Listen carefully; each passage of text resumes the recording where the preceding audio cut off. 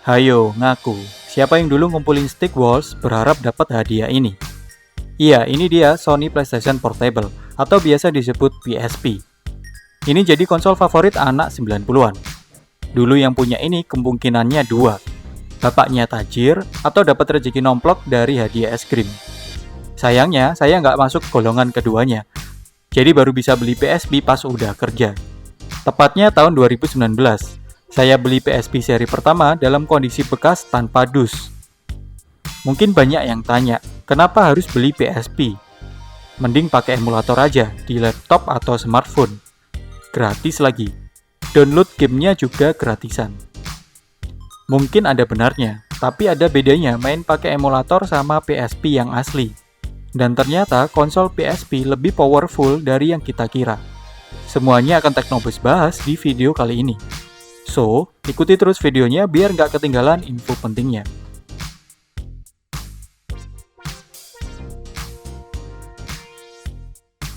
Pertama kali pas beli PSP ini sempat mikir-mikir sih, jadi beli atau enggak. Soalnya buat main game PSP saja ini bisa di laptop atau smartphone, pakai emulator. Emulator PPSSPP tersedia gratisan di Play Store atau web resminya. Tersedia untuk banyak jenis sistem operasi.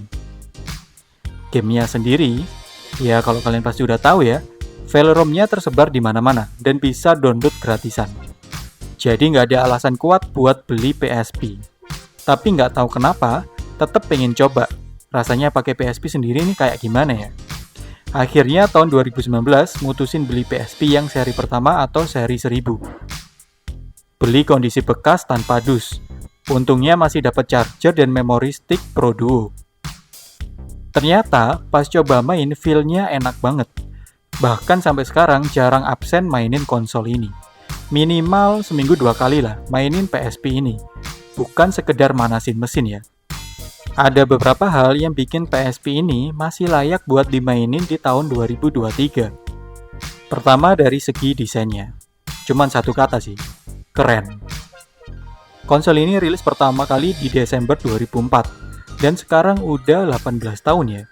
Tapi konsol ini masih kelihatan keren. Dulu kalau mau main PS, ini harus siapin konsolnya, terus stick PS, memory card, harus ada TV juga, ditambah perintilan lain kayak kabel dan power adaptor.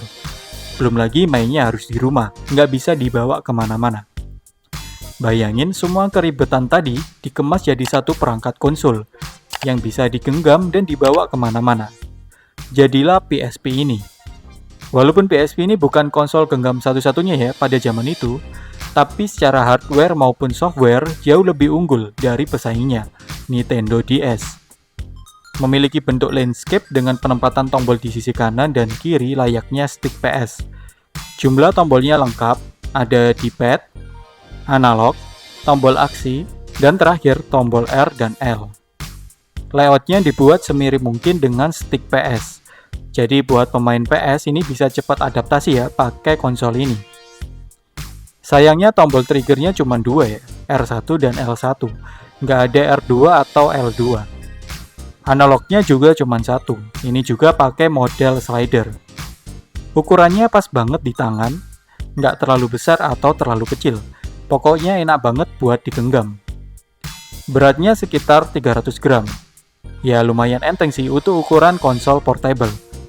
Padahal konsol ini masih pakai pemutar CD di bagian belakang. Nah, konsol ini yang pertama dan satu-satunya menggunakan teknologi CD untuk pemutar game. Di mana konsol genggam lainnya masih menggunakan teknologi kaset atau cartridge.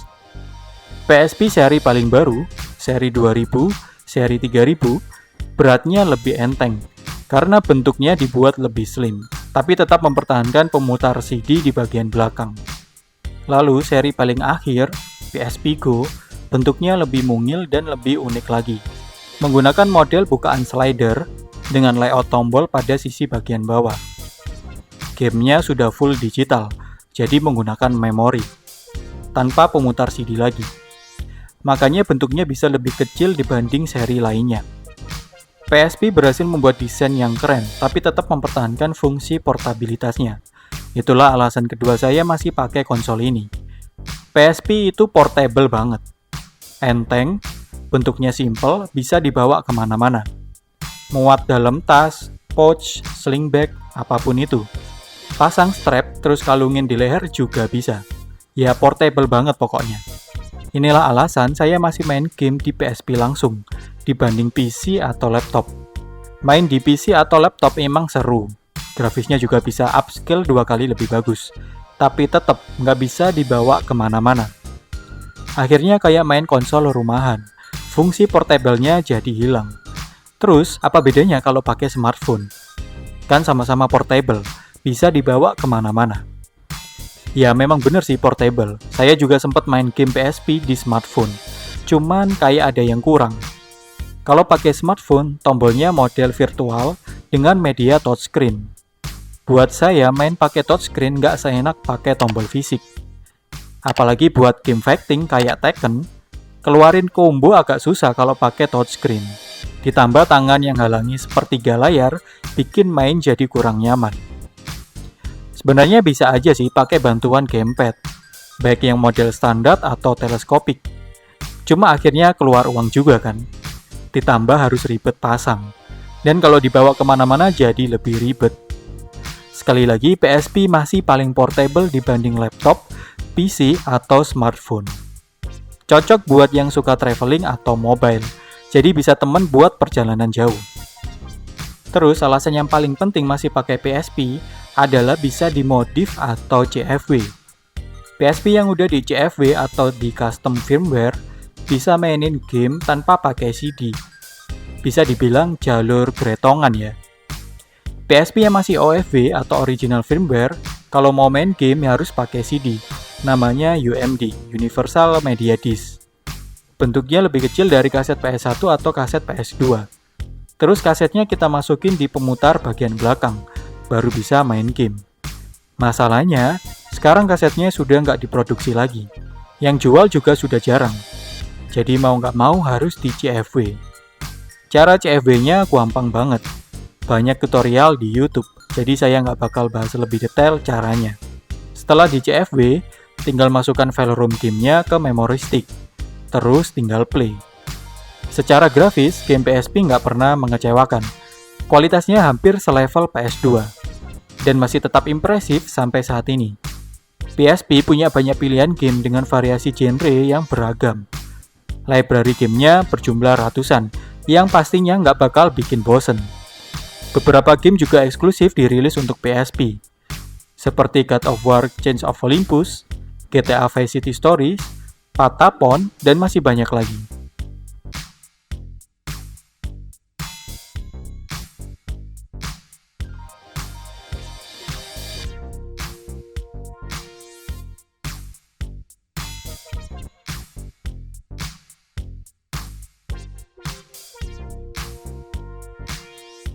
Keuntungan lain dengan adanya CFW, memungkinkan kita mengeksplor game retro dari platform lainnya, seperti Game Boy, Super Nintendo, Sega Genesis, dan game retro lainnya.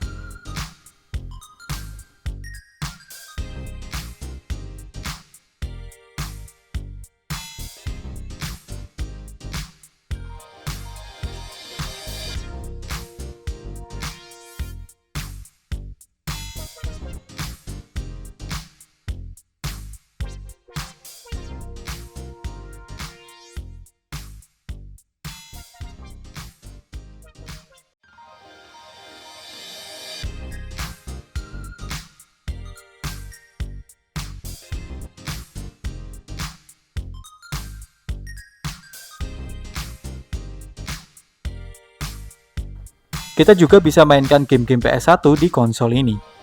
Cukup ubah format game .bin menjadi .pbb. Maka game PS1 bisa dimainkan di PSP. Cuma ada beberapa game PS1 yang tidak berjalan mulus pakai cara ini. Ya cukup wajar sih, sebab gamenya sendiri bukan diperuntukkan untuk PSP. Tapi jumlah game yang berjalan mulus sangat banyak, jadi masih layak lah buat dicoba.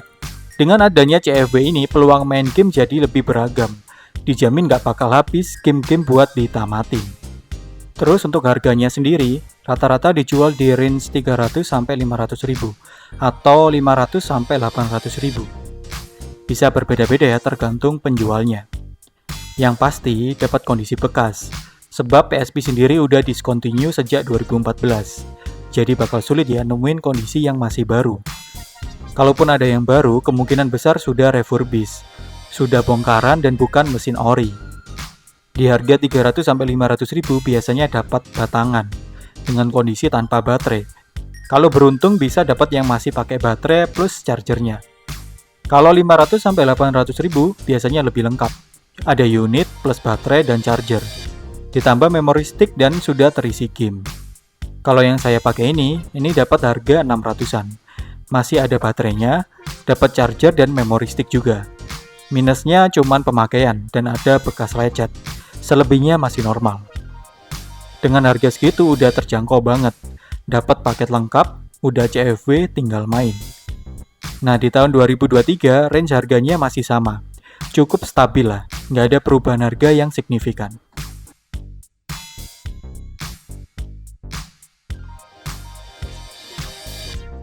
Oke boys, itu tadi review singkat konsol genggam PSP yang ternyata masih layak buat dimainin di tahun 2023. Tiap orang pasti punya selera dan pendapatnya masing-masing. Ada yang mending ini, ada yang mending itu. It's okay, yang penting tetap enjoy. Nah, siapa nih yang tahun 2023 masih setia main PSP? Kira-kira game apa yang paling nagih yang pernah kalian mainin di PSP? Bisa kali share cerita kalian di komen. Oke boys, sampai jumpa di video berikutnya. Assalamualaikum.